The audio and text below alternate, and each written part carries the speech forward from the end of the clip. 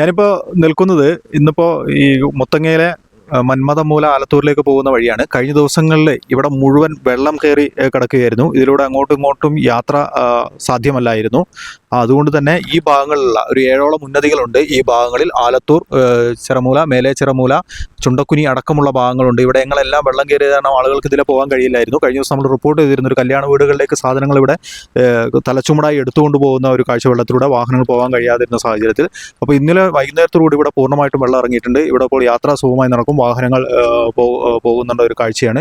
അതുപോലെ തന്നെ ഈ കാണുന്നത് മന്മഥമൂല പാടശേഖരമാണ്. ഇവിടെ മുഴുവൻ വെള്ളം കയറി, വെള്ളം ഇതിൽ ഒഴുകി വരികയായിരുന്നു. ഈ മുത്തങ്ങ പുഴ കരകവിഞ്ഞാണ് ഇതിലെ വെള്ളം കയറി വന്നിരുന്നത്.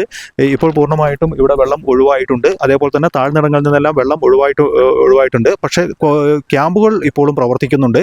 ഈ ഉന്നതികളിൽ പൂർണ്ണമായിട്ടും ഈ മഴയുടെ ഒരു അവസ്ഥ, അതായത് മഴയ്ക്കൊരു ശമനമുണ്ടെങ്കിൽ പോലും പൂർണ്ണമായും വിട്ടിട്ടില്ല. ഇടയ്ക്കിടയ്ക്ക് മഴ പെയ്യുന്നുണ്ട്. അതുകൊണ്ട് തന്നെ വീടുകളിലേക്ക് കുടുംബങ്ങളെ വിട്ടിട്ടില്ല. ഇപ്പോഴും ബത്തേരി താലൂക്കിൽ 8 ക്യാമ്പുകൾ പ്രവർത്തിക്കുന്നുണ്ട്.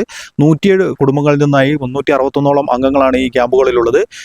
അതുപോലെ തന്നെ ചില ഇടങ്ങളിൽ, ഒറ്റപ്പെട്ട ഇടങ്ങളിലായിട്ട് മരങ്ങൾ വീഴുന്നുണ്ട്. അതുപോലെ തന്നെ ഇന്നലെ നമ്പ്യാർകുന്ന് ഭാഗത്ത് പൊന്നകം തോട് കരകവിഞ്ഞൊഴുകി ഒരു വീടിൻ്റെ, ഭാഗികമായിട്ടൊരു വീടിൻ്റെ ഭിത്തി തകർന്നിരുന്നു.